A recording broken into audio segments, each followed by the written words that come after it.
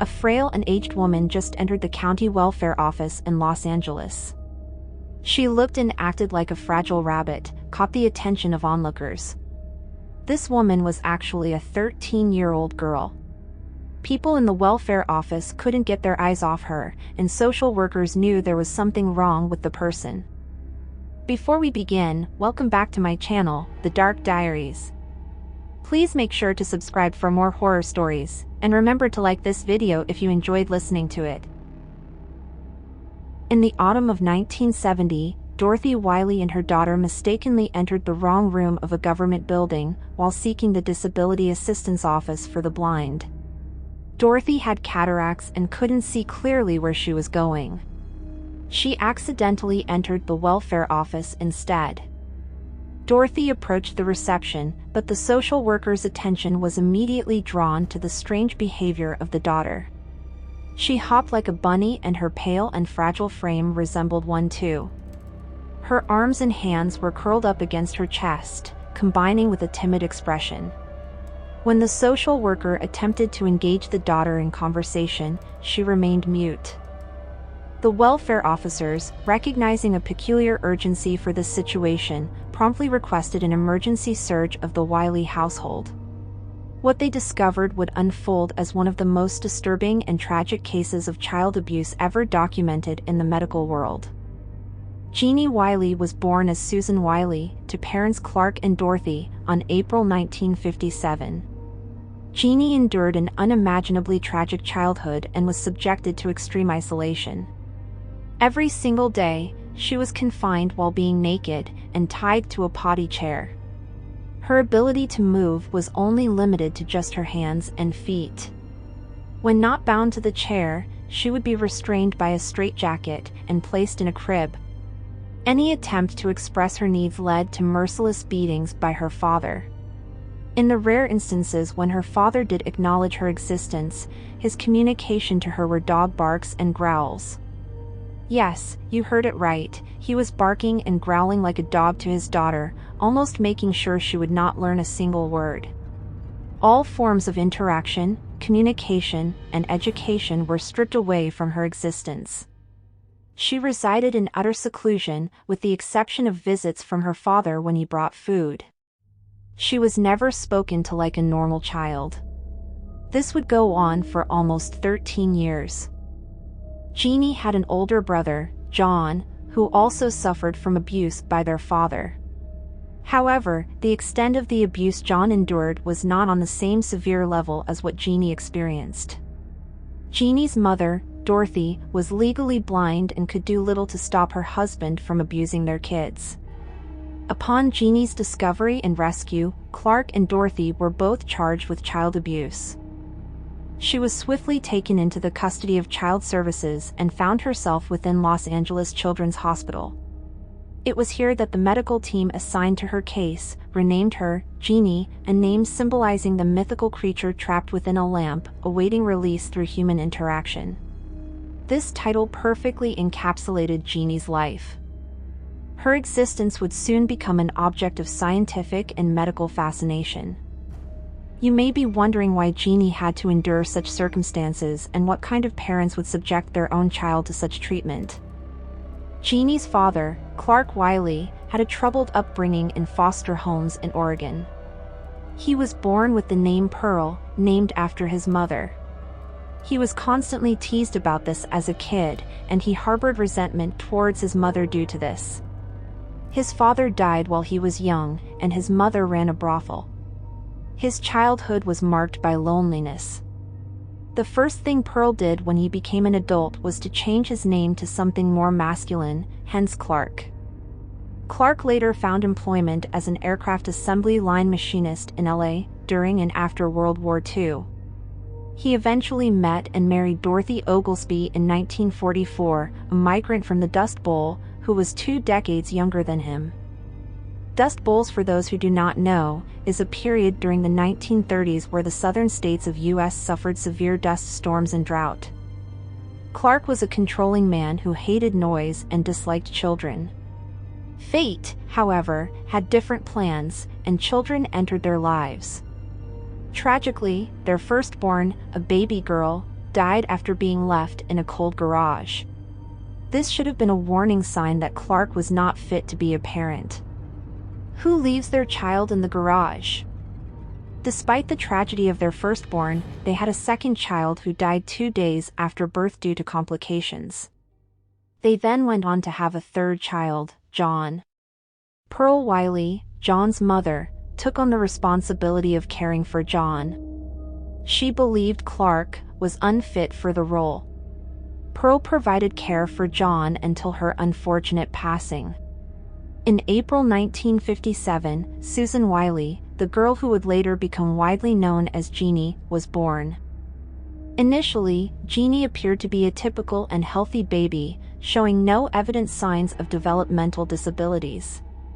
However, as she grew older, delays in learning to walk became apparent. In the eyes of Clark, there arose a belief that Genie might have both mental and physical disabilities. This perception, coupled with Clark's own emotional turmoil following the tragic loss of his mother due to a drunk driver, led him to develop a peculiar compulsion to protect Genie from the outside world. Unfortunately, this compulsion resulted in one of the most severe cases of child abuse in history. After being formally charged with child abuse, Clark committed suicide right before his trial. He left behind a suicide note that said, "They will never understand." The exact meaning of the note remains unknown. Possibly, it reflects his belief that isolating Genie was a form of protection and in her best interest, even though the world perceives it as child abuse. Dorothy, on the other hand, was eventually acquitted, as she was seen as a victim herself. Being legally blind, she lacked the ability to effectively intervene and assist her daughter. She later expressed deep regret at not being able to protect her. Very few instances of feral children, raised in complete isolation, have captivated public and scientific attention like the case of Genie. Her extraordinary circumstances offered a rare chance to investigate a clean slate to the critical learning period of a child. Such experiments are ethically prohibited and lacking supporting evidence. Can a child deprived of social interaction and subjected to extreme isolation still able to develop language skills?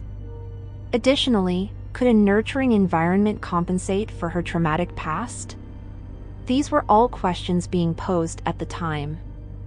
It was theorized at the time that early years of life are recognized as the critical period for language development, during which children effortlessly acquire language skills. However, once this critical period passes, typically between the ages of 2 to 13, acquiring language becomes more challenging. Many scientists wanted to study her case to confirm their insights into this theory. Recognizing the scientific significance, the government provided funding for a team of scientists to explore the many questions posed by Genie's extraordinary circumstances. Among the scientists, James Kent, a child psychologist, and Susan Curtis, a linguist from UCLA, developed an exceptionally close connection with Genie. They invited Genie to stay with them in their own homes, fostering a more intimate and immersive research experience.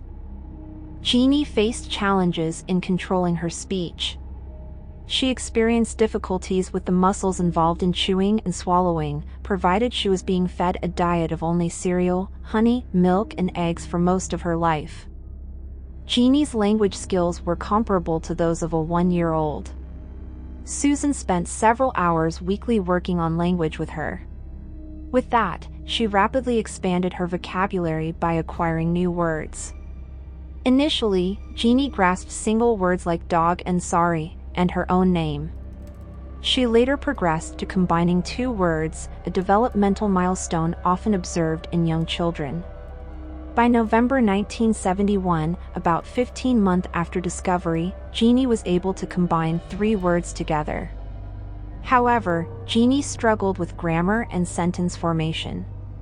While she could utilize individual words, she encountered difficulties in constructing coherent sentences or arranging words meaningfully. She also did not understand asking questions. In normal development, after children learn 2-word phrases, they experience exponential expansion of their vocabulary in the next few weeks. This eventually becomes the building blocks of basic speech. Genie did not exhibit these milestones and quickly plateaued at combining 3 words after almost 4 years. While it was possible to acquire some language skills after the critical period, it is not possible to achieve basic speech. This also confirms that Genie may not have been born mentally retarded, as persons with mental handicap are not able to make the progress she did.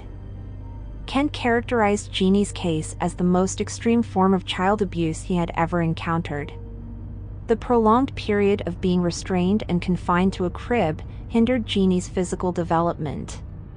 Additionally, Genie displayed uncontrollable spitting and experienced difficulty in straightening her arms and legs as they remained in a bent position. Genie's cognitive abilities, as determined through tests, were found to be similar to those of a 13-month-old infant. Due to never being potty trained, she still required diapers. She was found to be not autistic, but she developed poor sleep due to high levels of emotional disturbance. It was reported that Dorothy would feed Genie at 11 p.m. as she frequently refused food from her father. Genie had odd sleep habits where she would sleep from 7 to 11 p.m., then wake to feed for a few minutes, then resume sleeping for the next 7 hours. Genie also lacked an understanding of the concept of property and would take things as she pleased. Genie displayed a strong curiosity towards unfamiliar sounds, actively searching for their sources. However, she was easily agitated and frequently experienced outbursts. She had difficulty distinguishing between people and showed no signs of attachment to anyone, including her mother and brother. Her behavior was extremely challenging to control, and regardless of where she was, she consistently salivated and spat. In addition, Genie exhibited sexually inappropriate behaviors such as openly masturbating, which led doctors to suspect that she had been subjected to sexual abuse by her father. It was also discovered that Genie had difficulty seeing distant objects due to being confined to a small 10 by 10-foot room for 13 years, despite having normal vision in both eyes. In 1975, due to conflicts among researchers trying to study Genie, she returned to live with her mother. Dorothy felt that Genie had been treated more as a test subject than a human being. She initiated legal proceedings against the Children's Hospital and various scientists that they pushed her to the point of exhaustion. Consequently, all scientists were prohibited from accessing Genie, leading to a deterioration of her condition. Unable to cope with Genie's needs, her mother eventually placed her back into foster care, where she experienced further abuse. The absence of scientific involvement raised questions about the impact of research on Genie's therapeutic treatment. Tragically, the prolonged period in foster care left Genie in a state of fear and silence, rendering her unable to speak or open her mouth. The lawsuit was eventually resolved. However, the controversy surrounding the case persists. Some argue that the researchers exploited Genie and failed to provide her with the help she needed, while the researchers maintain that they did their utmost to assist Genie to the best of their abilities. Throughout the years, there has been limited information available about Genie, mainly due to privacy concerns. However, in 2000, a private investigator successfully traced her to a care facility catering to adults with mental development disorders. It was reported that her communication abilities were comparable to those of her teenage years, but over time, she gradually acquired a basic understanding of simple sign language. Tragically, in 2003, Genie's mother passed away from natural causes. As of 2023, there is still little information on her, but she is reported to be alive and still in a care facility living the best she can. Genie's brother, John, faced his fair share of challenges throughout his life. He moved around the United States, residing with different family members and friends, while taking on various low-paying jobs. He also experienced brief periods of incarceration due to car theft and had a short-lived stint in the Navy, before being discharged within 6 months. Eventually settling in Ohio, John entered into marriage and became a father to a daughter named Pamela. However, their family life took a tragic turn as John went through a divorce after 18 years, and his daughter struggled with addiction to cocaine. John also battled health issues stemming from diabetes and endured a heart attack. He lost touch with both Genie and his mother, severing contact since 1982.